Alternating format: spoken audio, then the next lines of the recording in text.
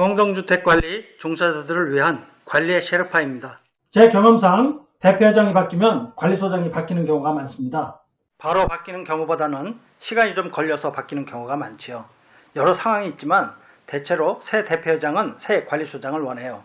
자기 입맛에 맞는 관리소장을 두고 맘대로 부리고 싶어해요. 바꾸는 방법은 여러 가지예요. 관리업체에서 교체를 요구하는 방법, 관리업체를 바꿔서 관리소장을 바꾸는 방법, 진상짓을 해서 바꾸는 방법 등이 있어요. 이 중 진상짓과 유사한 사례를 소개할게요.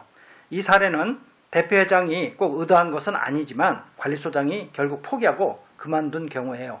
선문학이 사람 잡는 것처럼 선 회장이 소장 잡은 격이죠. 우선 이 소장님의 양력을 소개하면요. 그는 주택관리사 자격 취득 후 기존 주임으로 1년간 근무하다가 처음 관리소장으로 나갔어요. 그리고 2개월 만에 쫓겨났어요. 재취업을 위해 인터넷으로 이력서 수백 통을 보냈어요. 보낸 것의 70~80%는 아예 열어보지 않았고 연락도 없었어요. 이 계통에서 혼자 힘으로 자리를 알아보는 게 얼마나 힘든지를 절감했어요. 그러다 결국 두세 군데 연락이 와서 취업이 되었어요. 세대 평수는 큰 편이지만 300세대도 안 되는 작은 단지예요.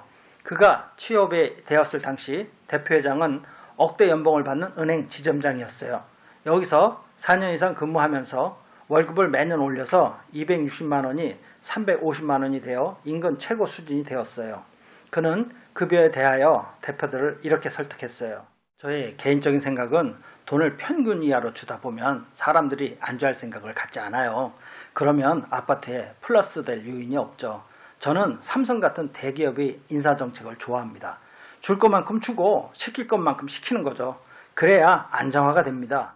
이렇게 그는 관리소장직을 잘 수행했어요. 그러나 의회 인물이 대표회장이 되면서 분위기가 확 바뀝니다. 새롭게 대표회의가 구성되어 임원을 뽑게 되었어요. 대표 중 전에 대표회장을 했던 양반이 다시 회장을 하려고 했는데 대뜸 교장 출신 대표가 자기가 한번 해보겠다고 나섰어요. 5명밖에 안 되는데 한 사람이 하겠다고 나서니 그는 자기도 하겠다고 나설 수가 없었어요. 그래서 교장 출신 대표가 회장이 되었어요. 그는 73세로 권위의식이 강하며 남의 말을 잘 안 듣고 일방적으로 몰아붙이는 스타일이었어요. 그 후 소장은 엄청난 스트레스를 받게 되죠. 회장은 여러 가지를 파악해보더니 맨 처음 미화원 문제를 지적했어요. 미화원 아주머니들이 64세, 67세, 68세로 나이가 많다고 55세로 낮추라고 했어요. 더구나 둘만 뽑으래요. 고령이고 약한 3사람을 젊고 힘센 55세 2사람으로 교체하라는 거였죠. 소장은 회장에게 이렇게 설명했어요. 미화원 한 명당 평균 80에서 120세대 청소를 담당해요. 여기는 300세대니까 3명이 적당해요. 이 지역은 인원 수급이 원활하지 않아요. 미화원들은 다 60대지만 일은 정말 잘해요. 바꿀 필요가 없습니다. 소장의 설득이 회장에겐 전혀 먹혀들지 않았어요. CJ 홈쇼핑에도 구인할 수 있는데 무슨 소리냐고 했어요. 회장은 교장 출신답게 아파트 운영을 학교 운영처럼 하려고 했어요. 근로자가 60세가 넘으면 국민연금이 안 나가는데 업체 견적서에는 그게 들어가 있어요. 이를 알게 된 회장은 청소업체 부당이득이라며 이를 환수 조치하라고 했어요. 소장이 그렇게 계약했다고 소장이 책임지고 받아내랬어요. 이것은 업체가 수의 계약한 것도 아니고 입찰한 거예요. 업체는 견적서의 다른 부분은 줄이고 거기에 올려놓은 겁니다. 전 대표들도 그걸 알면서 기업 이윤을 생각해서 이 제기하지 않았어요. 총액 입찰이다 보니까 최저가로 선정된 거예요. 이런 설명도 전혀 통하지 않았어요.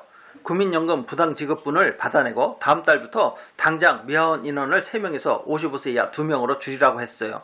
안 그러면 계약을 파기해서라도 하라고 명했어요. 직원 권고사직 시키는 것이 말처럼 쉬운 게 아닙니다. 업체에서 사람을 쓰는 것보다 자르는 게 더 어려워요. 계약 파기는 우리가 일방적으로 할 수가 없어요. 그런 것을 함부로 했다가 우리의 귀책 사유가 되어 문제가 커집니다. 더구나 회장은 미화원들 주일 수당을 왜 주느냐고 따졌어요. 근로기준법상에 주 5일 근무하면 하루 주일 수당을 주게 되어 있잖아요. 알바에게 왜 주일 수당을 줘? 알바도 주는 게 맞습니다. 연차는 왜 줘야 하고 퇴직금은 왜 줘야 하는 건데? 노동법에 주라고 되어 있습니다. 소장 말은 못 믿겠어. 내가 한번 확인해 봐야겠어. 회장은 며칠 후 궁금한 것을 쭉 적어와서 이를 노동부에 질의해 보라고 했어요. 회장은 회장으로서 뭔가 공을 세우고 싶어서 안달이 났어요. 관리비를 절감하라고 엉뚱한 아이디어를 계속 내놓았어요. 기존직 2명이 격일 근무하고 있는데 이 2명을 없애고 경비원에게 돈을 더 주고 기존직 일을 시키자고 했어요. 회장은 아파트 시설 관리를 학교 수익 영선 수준으로 생각한 거죠.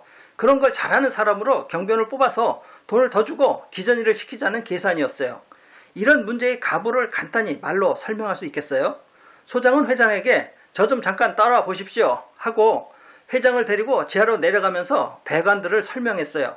이것은 아파트 전세대 물을 공급하는 라인이고, 이것은 감압변이고, 이건 게이지인데 스스로 떨어져서 봐야 하고, 이것은 스프링클러 배관인데, 이런 식으로 쫙 설명하면서 이런 것들을 관리해야 한다고 설명하였고, 지하 기계실로 데리고 가 펌프들을 설명하고 이런 것들을 주기적으로 관리해줘야 한다고 설명했어요.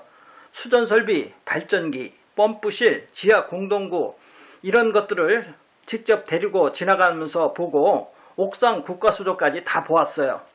회장은 단지 내 주요 시설물을 쭉 보고 나서도 상황을 쉽게 인정하지 않았어요. 이번엔 시설 업무 일지를 가져오라고 했어요. 소장은 평소에 직원들 업무를 빡빡하게 시키고 업무 일지 기록도 세세하게 적게 했어요. 회장이 내용을 봐봤자 알겠어요? 뭔가 잔뜩 적혀 있으니까 할 말이 없지요. 결국 기존 직원 줄이자는 말은 쑥 들어갔어요. 이젠 경비원 5명을 2명으로 줄이자고 했어요. 회장이 엉뚱한 소리를 해서 소장은 숨이 턱턱 막히고 혼자 열이 올랐어요. 회장님, 이건 회장님 입장에서 지적할 수는 있지만 이런 사항들은 입자 대표에서 결정할 사항이에요. 가능한 한 대표에서 중지를 모아서 하십시오. 회장은 한번 관리소에 오면 서너 시간 앉아서 이것 물어보고 저것 물어보고 이것저것 지시했어요. 대표회의 구성원 중에 전에 대표했던 사람 2명이 있었어요. 소장은 하도 안 되니까 답답해서 이 대표 2사람과 개인 면담을 했어요. 그러나 실권은 대표회장이 갖고 있으니 대표가 어쩔 수 있겠어요? 소장은 결국 오래 못 버티고 그만두었죠.